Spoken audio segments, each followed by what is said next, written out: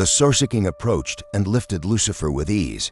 He began to look him over. His gaze, filled with both sorrow and infinite love, encompassed the light bringer. A torrent of pure, healing energy, a wave of restoration, poured forth from the Sorcerer King's very mouth like rushing water. Those nearest, even those touched by the faintest energetic drips, experienced an instantaneous and profound transformation. Wings sprouted intricate new geometries, eyes unfolded to perceive dimensions previously unseen. Abilities beyond comprehension blossomed, for in the perfect harmony of heaven, such drastic change had been an unnecessary paradox. The effect on Lucifer was immediate, yet complex. The inward bending light flickered erratically. The self-referential note stuttered and fractured. For a fleeting moment, he hung suspended, a singularity caught between the irresistible attraction of self and the absolute power of divine correction. But the insidious tendrils of self-adoration had already woven themselves into the very fabric of his being, creating a unique entanglement with his own perceived glory. As the healing water washed over him, instead of shattering this nascent ego construct, it interacted with it in a manner that defied most understanding, a phenomenon witnessed with fascination by all looking on. He rebelled against it. And so he began to fall.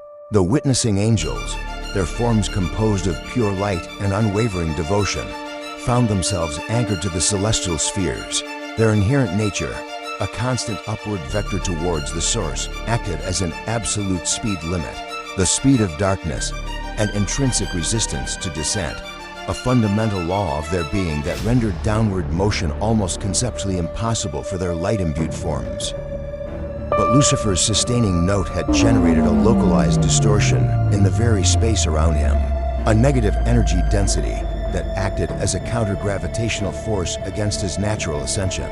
It was an act that strained the fundamental laws of causality within the celestial realm. The friction between his self-worship, a chaotic, entropy-increasing force, and the ordered, entropy-decreasing nature of divine correction began to warp the fundamental, quantum fields governing angelic movement. His light, attempting to resonate with both the source and itself, created destructive interference patterns, effectively slowing his momentum. He decelerated. He slowed beyond the limits imposed by the speed of darkness. He slowed past the point where his brethren remained suspended in their upward trajectory. He slowed, and in that impossible negative acceleration, he shattered a fundamental glorified constant. Not a speed barrier, but a slowing barrier. His self-absorption had become a gravitational singularity in reverse, a repulsive force dragging him down with a momentum born of corrupted glory. All again was quiet outside of the note. Several of the great kings began to marvel. One of these great kings stood, yet before he could speak, the silence was shattered. It was the mighty arch of the Lord, Michael, his 7 eyes blazing with righteous fury. Yes, indeed, it was Michael who first broke the stunned stillness. His voice, a thunderclap that echoed across the stunned expanse of heaven, roared, "Blasphemy! Blasphemy! Blasphemy!" Suddenly an incandescent sword, forged in the heart of divine justice, flashed into existence. A searing beam of pure energy never yielded before was now within his grip. The Sorcerer King, now holding Lucifer in his arms, never intervened with the clamor. The assembled angelic host erupted in conflicted chaos. Some echoed Michael's cry, drawing their own weapons, their light flickering with righteous indignation. He rebelled against it. One shouted, "Not our will, but His will be done in spirit and in matter." The saints of the temporal began to flee the throne room. Others, however, stood frozen, a chilling uncertainty clouding their radiant forms. Lucifer's prolonged note, however subtly, had sown seeds of a new song, a dangerous curiosity about their own magnificent existence. They were lukewarm, torn between their ingrained devotion and a nascent, unsettling sense of self-importance. The great king that stood finally spoke. "I testify that Lucifer has done a great thing. How foolish are all the ways of men! They know not what they do.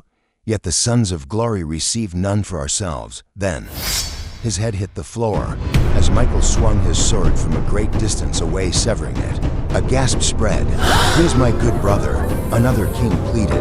Let us dwell on this first and see what becomes. Michael turned to him. None are good but the Father, and again another head fell down. Michael began to grow in size and glory.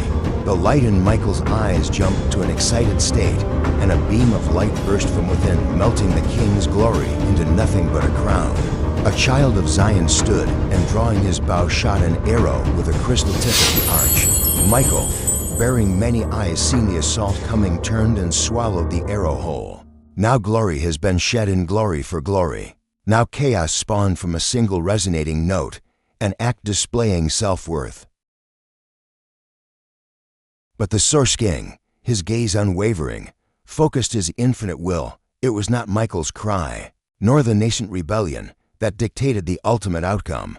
It was the Source King. Lucifer fell from the arms of the Source, flopping to the ground with a sound unheard before. Masses winced at his now inglorious figure.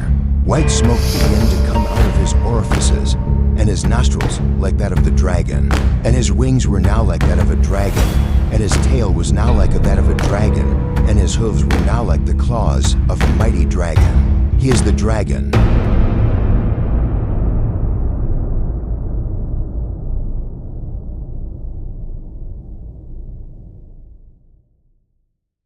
As Lucifer's impossible deceleration reached its absolute nadir, a point of complete stasis, the Source Kings will enact its final, inescapable decree. Get thee behind me, Satan! Lucifer did not simply drift or fade. He did not shrink or dissipate. He collapsed in a cloud of smoke. The function that defined his existence collapsed.